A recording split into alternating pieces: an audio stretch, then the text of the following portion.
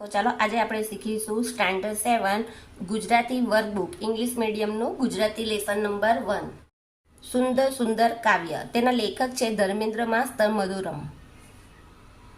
પ્રશ્ન 1. કાવ્ય પંક્તિના આધારે નીચેના વાક્યોમાંથી ખોટો શબ્દ છેકી નાખો. આકાશમાં ખોટો શબ્દ કયો છે? ઉપવન. એટલે આકાશમાં સૂરજ સુંદર દેખાય છે. આકાશમાં ચાંદો ગિરિવર ચેકી નાખવાને સુંદર દેખાય છે. કવિને નિશા સુંદર ભયાનક ચેકી નાખવાનું લાગે છે. કવિને પવન શાંત તોફાની ચેકી નાખવાનું છે ને લાગે છે. પ્રશ્ન 2. કાવ્ય પંક્તિના સૌથી નજીકના અર્થ સામે ખરું કરો. પહેલું, વિભુ હશે તો કેવા સુંદર કે એવું થાતું મુજ મનમાં. એટલે કયું આવશે? ઈશ્વર ખૂબ જ સુંદર હશે એવું મારા મનમાં થાય છે. બીજું, ઉષા સુંદર નિશા સુંદર સુંદર વન ઉપવન ગિરિવર. તો આવશે કવિને પરુડ રાત્રિ વન ઉપવન અને પર્વત આ બધું જ સુંદર લાગે છે. પ્રશ્ન 3. ઉદાહરણ મુજબ શબ્દ જોડકાનો ઉપયોગ કરી વાક્ય બનાવો. ઉષા અને નિશા. ઉષા સુંદર નિશા સુંદર. સરિતા સરોવર. સરિતા સુંદર છે અને સરોવર પણ સુંદર છે. વન ઉપવન.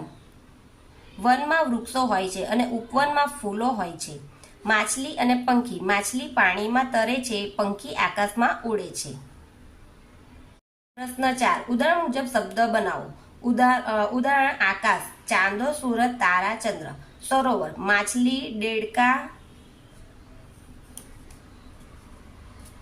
માછલી દેડકા કાચબો સાગર ઝરણા અને તળાવ. ખેતર પાક અનાજ પાણી શાકભાજી. દવાખાનું ડોક્ટર નર્સ દવા દર્દી અને ઇન્જેક્શન. રસોડું મસાલા શાકભાજી અનાજ અને ચૂલો. 5. નીચેના વાક્યોનો તમારી ભાષામાં અનુવાદ કરો. પહેલું, सूरज આપણને ગરમી અને પ્રકાશ આપે છે. सूरज हमको गर्मी और प्रकाश देता है. उपवन में सुंदर पुष्पों खिलिया છે. बाग बगीचे में फूल खिले हैं. माछलियों हवा में उड़ी सकती नहीं. मछलियां हवा में उड़ नहीं सकती. पंखियों आकाश में उड़ी रही है. आसमान में पंछी उड़ रहे थे. ईश्वर सुंदर हसे. भगवान सुंदर है. પ્રશ્ન 6.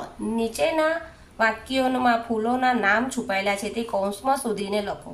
છે જ એ તો પાગલ ગોટો વાળી દેશ એટલે ગલગોટો. પલક મળવા આવવાની છે કમળ. ધમો ગરોળીથી બીએ છે મોગરો. સુરજમુખી દાદાને મળતો આવજે સૂરજમુખી. ગોલુના માસી અખબાર વાંચે છે બારમાસી. પ્રશ્ન 7. નીચેના પ્રશ્નોનો ઉત્તર માટે આપેલા વાક્યોમાંથી સાચો વિકલ્પ પસંદ કરી તેનો ક્રમ અક્ષરમાં લખો. પહેલું, વિભુ હશે તો કેવા સુંદર. તો આવશે ડી, એવું થાતું મુજ મનમાં. કાવ્ય પંક્તિ પ્રમાણે કયું જોડકું યોગ્ય નથી? સી, સરોવર ને કમળ. સુંદર સુંદર કાવ્યના કવિ કોણ છે? એ ધર્મેન્દ્ર માસ્તર મધુરમ. પ્રશ્ન 8. કૌંસમાં આપેલા શબ્દોમાંથી યોગ્ય શબ્દ પસંદ કરીને ખાલી જગ્યા પૂરો. વિભુ હશે તો કેવા સુંદર એવું થાતું મુજ મનમાં. ઉષા સુંદર નિશા સુંદર. ભાષા સુંદર આશા સુંદર. સુંદર હૈયું ને માનવ. માછલી સુંદર પંખી સુંદર. નીચેના વિધાનોમાંથી ખરા વિધાનો સામે ખરાની અને ખોટા વિધાનો સામે ખોટાની નિશાની કરો. ઈશ્વરે ફક્ત આકાશમાં સૂરજ તારા અને ચંદ્ર જ બનાવ્યા છે. ખોટું.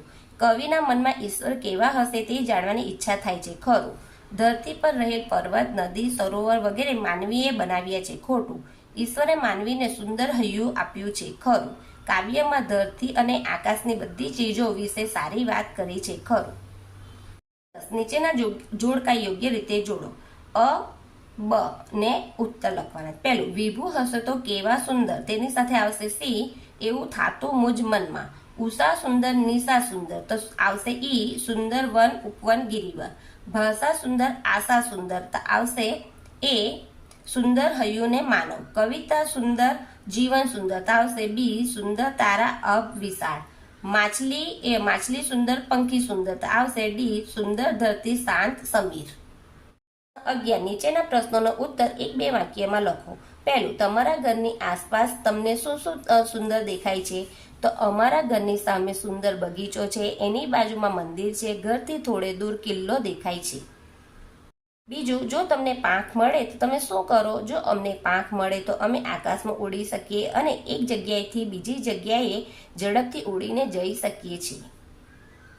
કવિના મતે જગતમાં બધું કેવું છે? કવિના મતે આ જગતમાં બધું સુંદર જ છે.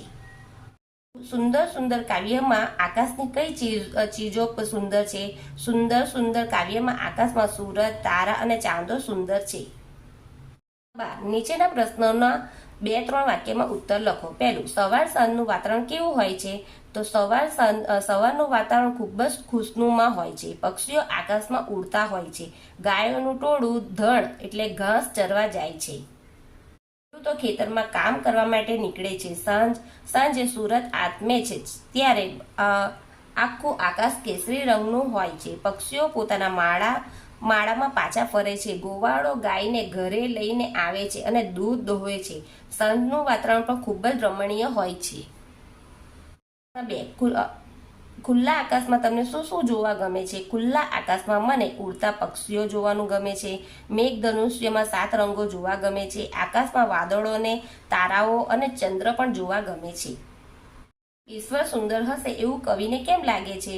કારણ કે ધરતી ઉપર જે બધી રચના છે તે ઈશ્વરે બનાવી છે. આ રચના એટલી સુંદર છે કે તેની કોઈ કલ્પના પણ નથી કરી શકતું. આ બધી રચના કરનાર ભગવાન પણ કેટલા સુંદર હશે એવું કવિને લાગે છે. 4, તમને ઈશ્વરની કઈ કઈ રચના સુંદર લાગે છે? અમને ઈશ્વરની બનાવેલી બધી જ રચના સુંદર લાગે છે. જેમ કે પર્વત, પહાડ, ઝરણા, આકાશ, સૂરજ, ચાંદો, તારા, જંગલ, બાગ, બગીચા, સરોવર, સવાર, સાંજ, ધરતી, પક્ષી, માછલી, પવન વગેરે. કવિએ છેલ્લે સુંદર હૈયું ને માનવ એવું શા માટે કહ્યું હશે? કારણ કે ભગવાનને સૌથી સુંદર મનુષ્યને બનાવેલો છે. કેમ કે તે બોલી શકે છે, ચાલી શકે છે, વિચારી શકે છે. એનું હૃદય પણ ખૂબ જ સુંદર બનાવેલું છે. કવિની સૌથી સુંદર રચના મનુષ્ય છે. પ્રશ્ન 13, સૂચના મુજબ કરો. પહેલું, નીચેના શબ્દોના વિરોધાર્થી શબ્દ લખો. સુંદર તો ખરાબ, અબ ધરતી, શાંત અશાંત, આશા નિરાશા, મુજ તુજ, સવાર સાંજ. બીજું, નીચે આપેલા શબ્દ પરથી વાક્ય બનાવો. ગિરિવર ઊંચો છે. વિભુ એ પક્ષી, પ્રાણીઓ અને માનવને બનાવ્યા છે. વિશાળ, ધરતી વિશાળ છે. કવિતા, મને કવિતા ગાવાનું ખૂબ જ ગમે છે. ભાષા, મારી ભાષા ગુજરાતી છે. નીચેની કાવ્ય પંક્તિ પૂર્ણ કરો. કવિતા સુંદર, જીવન સુંદર, સુંદર તારા અબ વિશાળ વિભુ હશે તો કેવા સુંદર, એવું થાતું મુજ મનમાં. ભાષા સુંદર, આશા સુંદર, સુંદર હૈયું ને માનવ. જો તમને આ વિડીયો ગમે તો મારા વિડીયોને લાઈક કરજો, શેર કરજો, સબસ્ક્રાઈબ કરજો અને મારી ચેનલને સબસ્ક્રાઈબ કરી રાખજો કે આવનાર નવા વિડીયો નોટિફિકેશન તમને સહેલાઈથી મળી રહે. Thank you.